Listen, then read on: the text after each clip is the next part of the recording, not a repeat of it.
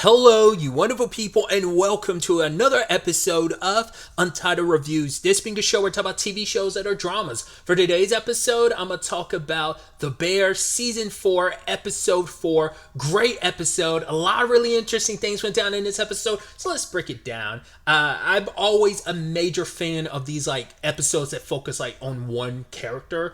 And I just always love those episodes every season. But this episode in particular, I was curious to see. I was like, I wonder did Io direct this one too? But it's well, she's predominantly in this episode. So that'd probably be it's possible, but it's probably very hard to do something like that. But interesting enough, her and Lionel wrote this episode. I was like, oh, that's super dope. That's so amazing. But yeah, obviously it comes at a very pivotal time. Because I think this is our first, yes, sorry.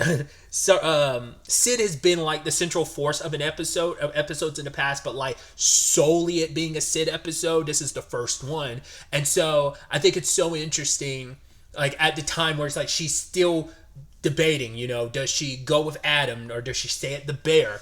Something and try to grow something you've come to know and accustomed to versus starting something brand new that could be yours from the ground up. So that's a whole lengthy conversation. And so Sid continues to dance around it. I mean, she's obviously getting her hair done and Adam's calling oh, you want to stop by this place? She said, oh, I got a hair appointment. He said, oh, so what's it going to take, an hour or two? It's it's kind of the subtle conversation. It's well, we're talking black hair here, so there's going to be a little bit more involvement here, but, but also Sid's trying to dance around it. He's like, no, you can hit me up after. She's like, I can see afterwards. She's just making every excuse she can. But ultimately she does, concede, and she does, I guess, after taking her hair out, she hadn't I wondered if she had gone to her appointment, but that's why she had the cap on she did. But it's she stopped by Adam's first and then went to the appointment afterwards. But either way, stopped by Adam's place. It's I wouldn't expect that to be the setup. I would have actually thought it'd be because it looks I don't know what I was expecting it to look like. I mean, once again, it's still being built and stuff like that, but it's not an actual storefront. It looks like a storage unit, a large but I mean, it's probably the large, that might be just the fact that the door was the way it was. I was that's such an interesting spot to set. But I mean, I guess it gives you all this space, and he's running down all the things that's going to make this place great and input, and he even approaches it where he's I want people training, but not just training for the restaurant. He's I want people to, train themselves and be good people. So it's kind of make sure everyone's head is on straight, not just training for the restaurant, but training as people and, wanting the kitchen and stuff to be open. So it's right, we're connected with the people. You can have an eye line sight and kind of meet with the clientele. There's a little bit more openness to it. So a lot of what he says obviously is very appealing to Sid. A lot of it resonates with her. And once again, he's yo, let's have going back to it, it's we could have some, check out some health agreements about payments for stuff. And, it's, as she says that later on, he talks a lot, but he's a good guy, and he's thought this out through. He's very meticulous because I guess while working at Ever, he was planning this all out, and he's also had extra time to really plan things out too. So once again, you could come in, play whatever music is yours. I love the whole Mozart. She's Beethoven. He's cool, nice. I'm once again, I love how hard he's trying because he's kind of a goofy guy, but he's got the best of intentions. So, but yeah, I wasn't expecting this episode to kind of take the turn it did, where basically she's hanging out with her. So Chantel is her cousin. And she's basically, Chantel ends up having to go get some hair just to kind of finish Sid's hair, so that leaves Sid hanging out with TJ. First and foremost, it's yo, if you've grown up in a black household, there's so much in this episode, you're that's so real, especially Chantel's relationship with her daughter.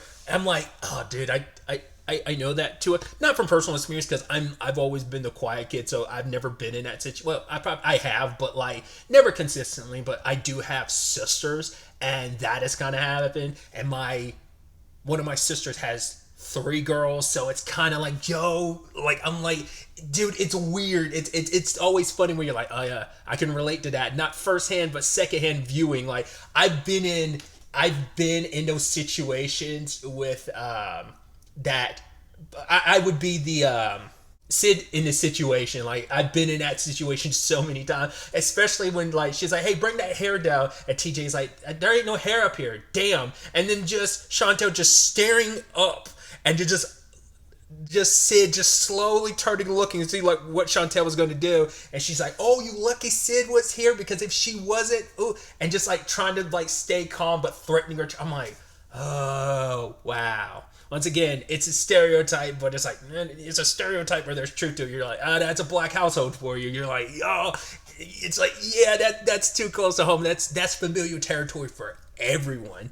Once again, never had that situation firsthand, but having had sisters, and one sister who has, well, even my other sister who has a boy, it's still kind of like there's so many parallels where it's like, yeah. But yeah, Chantel bails to go get the hair, and it's like, oh, just look after TJ. She'll just be on the tablet regardless. God, that sounds like my youngest niece, because she's got her phone and her tablet, and she kind of stays glued to it. One of my other nieces are that way too. Once again, I'm getting too personal here, but I love Sid trying to be awkward, just be like, "Hey, hello there, fellow youth." The type of approach that she had. So it's like, oh, fifth grade. Sure, you're learning about geography. She's like, not really. It's like, you probably should. You need to be knowing where things are and just trying to communicate with her and talk with her. And it's like, well, this is awkward. To be fair, Sid is a very awkward human being by nature. So it's like, yeah, just trying to, it's like, bro, just want to let you know your mom left. And it's like, well, she's hungry. And she's like, oh, well, what do you want to eat? It's like, well, we don't have shit here. It's like, whoa, whoa, whoa, whoa. Don't say that word. I'm sure your mom, she's like, yeah, I'm sure my mom wouldn't care because we don't have shit here. She's like, come on. And she checks, she's like, wow, damn, you really don't have shit here. Come on, Sid. I love it. And then she's like, oh, I thought you guys have hamburger helper. And TJ's like, what's that? I was like, what? I was like, how do you not know what hamburger help? What? Like, I don't eat it that often. It's very sporadic when I end up eating it, but it's like an every once in a while thing.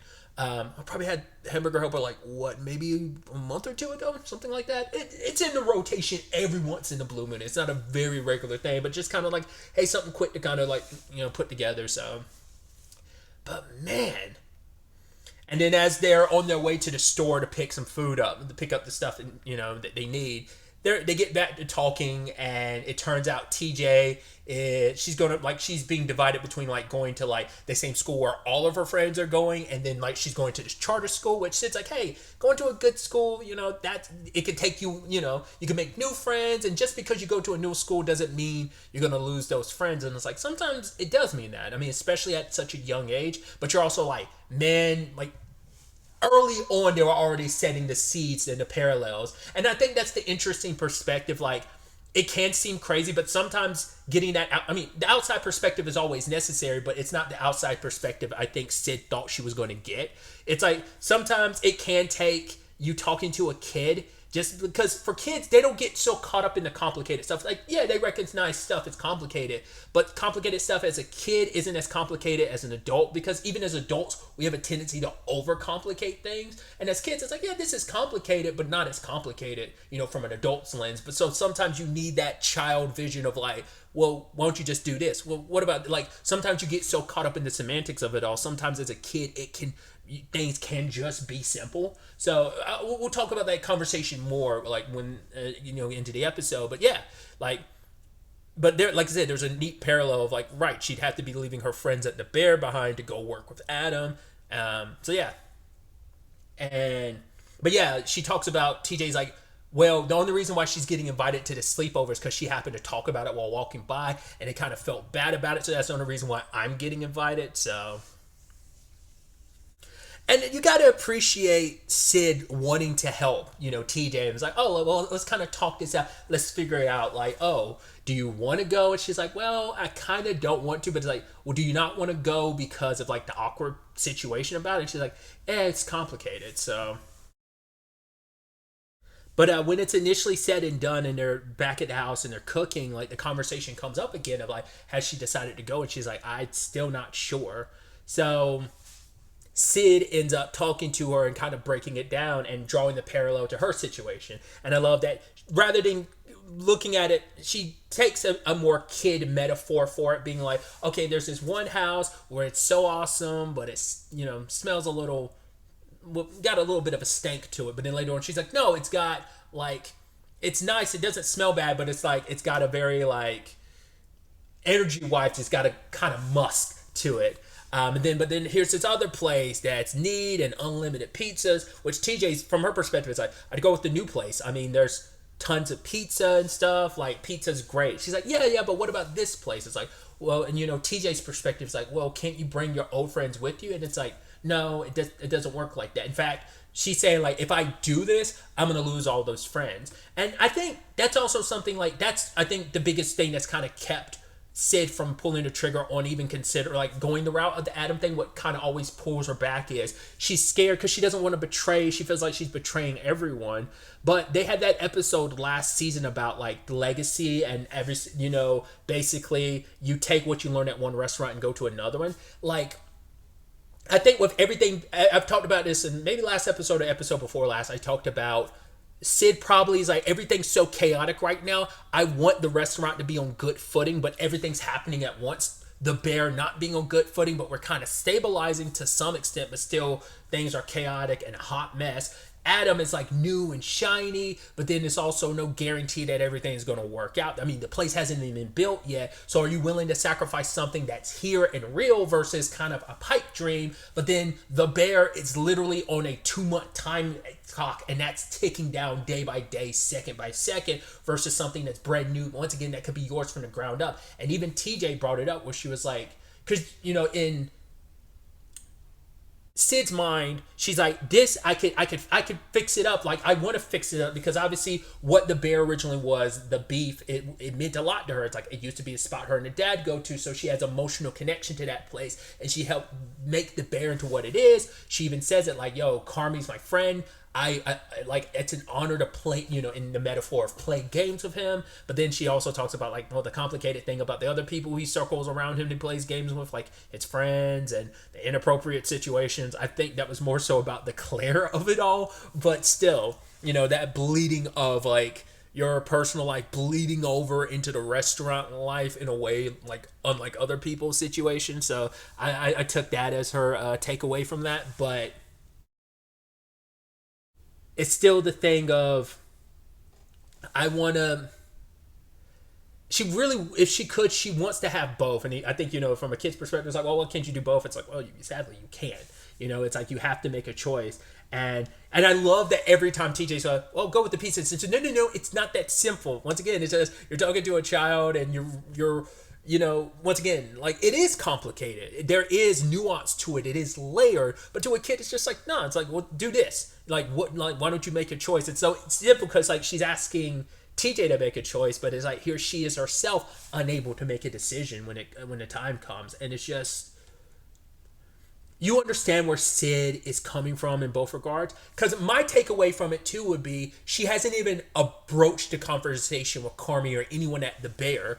And where things currently stand, like, despite the complications, I think Carmi, would understand and, be like, yo, I want you to do what you feel is right. I think even Richie would kind of sign on. Like, I think everyone would back her like, yo, it would be sad for you to leave and we're going to miss you, but we're not going to be betrayed. We want you to go off and do you. We know what you're capable of and we want you to shine so brightly. It sucks that you feel like that can't happen here, but like, because she's also scared because she's like, if I go with Adam, they're never going to forgive me and I'm going to lose that unit I have, because those people are not just coworkers, they are friends to hers, and it's like, I don't want to lose any of that connection. It's like, it doesn't have to be that way, but she's worried that it will. But like I said, she hasn't even broached the conversation. But how do you broach that conversation? Because even broaching that conversation of, hey, I kind of want to leave and go somewhere else, it's going to make things awkward, especially because there's already an agreement in place to, obviously, like, there were some amendments to it. We don't know what those amendments were that Carmi called Pete about last episode, but about ownership in this. And that's the thing, like, she has that position, but it's still the thing of, even with that, it's the irony. She's like, oh, it will never kind of be hers, because she will always, because Carmi and Nat will always have a piece, and so will Jimmy, but part of it will also be hers. But I think it's also like, it's a different level of ownership versus with Adam. It's like, from the ground up, you be like a large percentage owner versus like the smaller percentage owner you would be with the Bear. Still, like, you're one of like 4 people, but still. And then you also have TJ asking the real question of, because she's like, yeah, I want to fix it. That's why I want to stick around because I believe I can fix it. And then she says, well, you said you don't own it. So will they let you fix it? And it's just like, that's a really good question, you know? And it put things in perspective for Sid. And so TJ gets a call from her friend and they talk it out. And ultimately she does decide to go to the sleepover. And I thought that was so beautiful. Now the question is, and even Sid could see it too, like, so what's my decision? What am I going to do? I love Chantel being gone like the entire episode. She's back. Oh, I'm sorry, girl. Ran into Christian at the...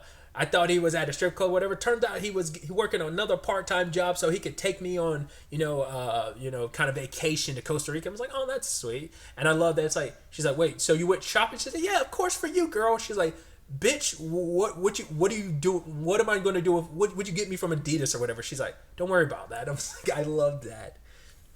But it also brought up something interesting too, and it's like, once again, the outside life, because Sid, we haven't really seen Sid have an outside life. To be fair, we haven't seen anyone have an outside life.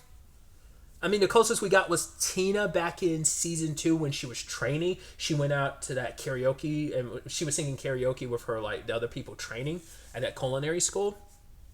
That's the closest we really get, because like none of them have actually had like a life outside of the restaurant, really.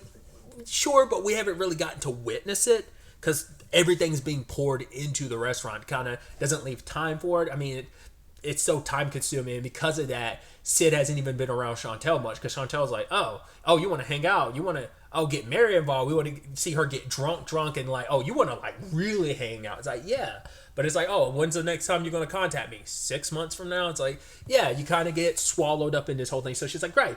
3 Saturdays from now. No, not next Saturdays, but like, 2 Saturdays from this Saturday, But it's like trying to make an effort of finding that work-life balance, which has never been good.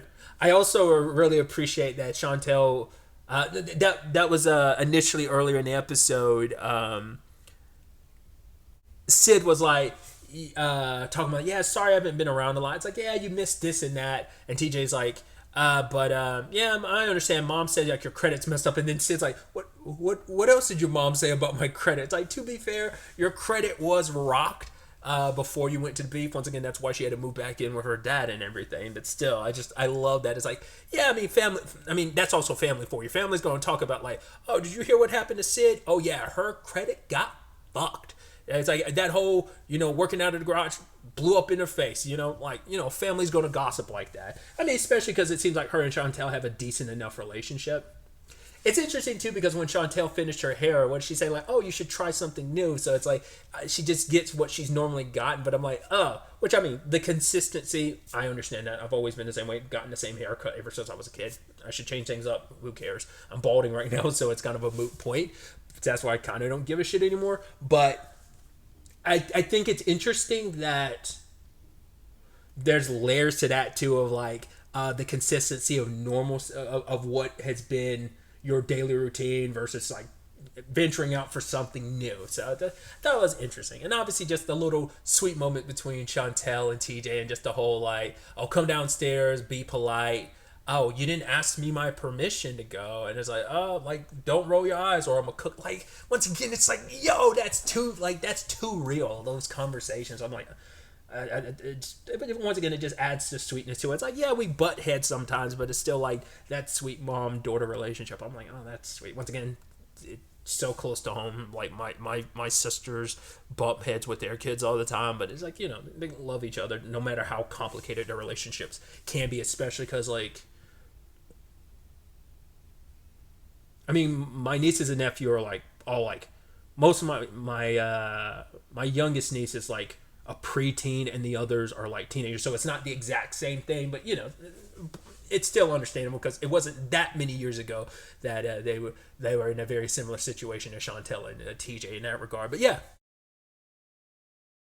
it's interesting too, bringing up that whole habit conversation, because she used to like eat like those gummy worm things all the time, but then like she had to stop because she ate them too much and her teeth started hurting. And what happens at the end of the episode, she goes back to eating one and bam, her teeth hurt again. So I was like, I love that. And so once again, a giant metaphor. But at the end of the day, Sid did make a choice. I also love like really quickly the messages. It's like oh, there was an issue at the restaurant. Never mind, Fat got it figured out. Wait, wrong call. Things are worse. Never mind, it's all good. And then there's Pete's message being like, yo, the document, and then like got that text from Chantel about Mary. So, but ultimately, Sid pulls the trigger on it. Well, she did say like let's check out some documents. That seems like she's made her mind up. Granted, she's kind of doing this backwards. She's not talking to Carmi and them yet, so I guess she doesn't want to make that too real yet, because she'll probably wait to the last minute. Probably wait until like that 2 months is up to really decide. Maybe, maybe not. I'm curious to see if she even broaches that conversation at all next episode. But it's going to be interesting to see like is this the path Sid goes, and you have to. That's just sometimes that's how life is. You don't know how things are going to play out on any front. You don't know how things are going to play out with Bear. You don't know how things are going to play out with Adam. But at the end of the day, you just have to make a choice. You have to do what's right by you, what you feel is right, and just you might come to regret it, but hey, you made a choice, and rather than that choice being made for you, and I think that's the important thing. So yeah, just like I said, just a great and fun episode, but obviously like the deeper like trenches of like the Sophie's choice that Sid. I have to stop myself because I just want to keep calling like I just want to call her by her name, Io. So like I think that's what's like screwing me up. That's why I'm hesitating every time I'm saying Sid's name. But yeah, like it's gonna be interesting to see, after this choice, and like I said, if she double backs or not, or whether she keeps moving full speed ahead. It feels like she's moving full speed ahead, but nothing's been solidified yet. It's kind of my takeaway from it. But like I said, we'll see. But really, that's all I wanted to talk about. So the next time we meet, be happy, be safe, live life to the fullest, and enjoy it. Good day and good